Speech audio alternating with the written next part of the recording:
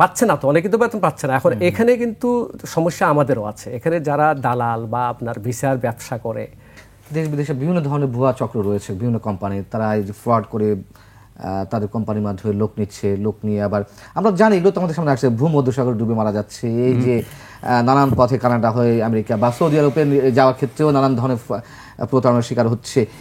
এই সব কারণে মানে কি হচ্ছে আমরা মোটামুটি জানি, কিন্তু ওই দেশে আমাদের বাংলাদেশিদের প্রতি মনোভাবটা কি? মানে ওই দেশের মানুষ এবং সরকার বাংলাদেশিদের যে ধরনের প্রতারণা করছে তাদের নিজ দেশের সঙ্গে, এগুলো তারা সব জানে, সব জানে। সেই জায়গা থেকে তারা কি ধরনের ট্রিট করে আমাদের সাথে? অনেক খারাপভাবেই ট্রিট করে তারা। যদি আপনি একজন ফিলিপিনির সাথে একজন বাংলাদেশিদের কম্পেয়ার করেন, একজন ইন্দোনেশিয়ার সাথে যদি একজন বাংলাদেশে কম্পেয়ার করেন, কিছুই নাই। আমরা সর্বনিম্নে অবস্থান করছি। আপনি যে বিষয়টা অবতারণা করেছেন, ফিলিপিনের নিয়মই হচ্ছে labour ministry, local labour ministry থেকে যে ওখানে যাবে তাকে ট্রেন আপ করে পাঠানো হয় ওখানে এমপ্লয়মেন্টে, এবং একজন ফিলিপিনের স্যালারি বাংলাদেশ থেকে 4 গুণ, একদম লেবার, একদম লয়ার লেভেল।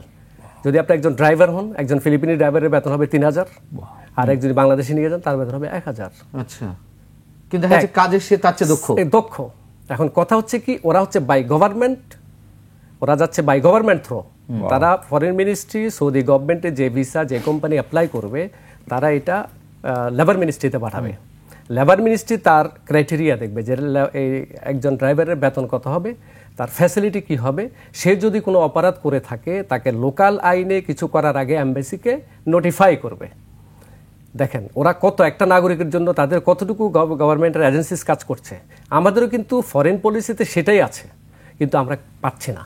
তাহলে আমরা যখন একটা লেবার যখন সৌদি কাজ করতে যাবে, তাকে অবশ্যই লেবার মিনিস্ট্রির একটা আপনার অথরিটি লেটার দেওয়া উচিত, এবং সৌদি গভর্নমেন্টকে সেটা এমবাসির মাধ্যমে প্রোভাইড করে যে তুমি ভিসা দিয়ে দিচ্ছ, আমার ওখানে গিয়ে কাজ করতে হবে, কাজ করার পর সে বেতন পাবে। না পেলে কি হবে?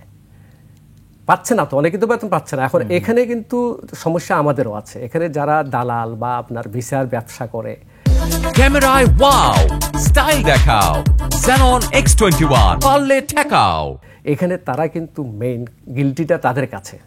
তারা কিন্তু সবকিছু প্রকাশ করে না যে হ্যাঁ আপনাকে আমি নিচ্ছি, বলতেছে হ্যাঁ আপনাকে লেবার, আপনাকে এই কাজ, আপনার বেতন এত হবে, কিন্তু যাবার পর ইকামাটাই করতেছে না। এবং এটা একজন না, কারণ এখন ইকামা করতে বছরে 9,000 রিয়াল লাগে। 9,000 রিয়াল একটা ইকামা রিনিউ ফিস।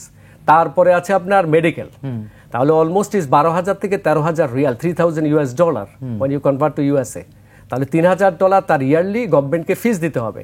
এখন ওরা যারা ভিসা নিয়ে যায় তারা বলতেছে তো ভালো যে চাকরি দেবে, এখন যাওয়ার পরে যে ভিসাটা আপনার ইকামাটা করবে ওই যে $3,000, ওটা তো তাদের কাছে তো নাই, তারা তো রিনিউ করছে না।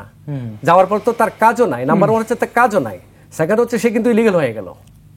তাহলে মেইন কাজটা হচ্ছে কি, যারা ভিসা করাচ্ছে, যারা ভিসা দিচ্ছে, আর বাংলাদেশ সরকার এখানে মেইন এখন কাজ করতে হবে।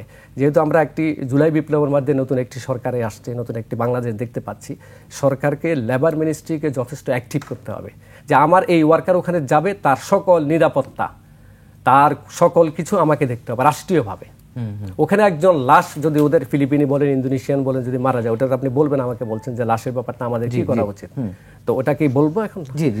লাশের ব্যাপারটা যখন ধরেন এই ফিলিপিনি বা ইন্দোনেশিয়ান যারা মারা যায়, তারা কিন্তু সাথে সাথে ইয়েকে নোটিফিকেশন করে, কোম্পানিকে না, ডাইরেক্ট এমবাসিকে ওরা করতে হবে। এটা তাদের ডিড, গভর্নমেন্টের সাথে ডিড করেছে যে আমার কোনো নাগরিক মারা গেলে তোমার কাজের ক্ষেত্রে সে আমাকে তোমার মেইল দিবা, আমার সাথে করেসপন্ডেন্স, আমার এমবাসি আছে।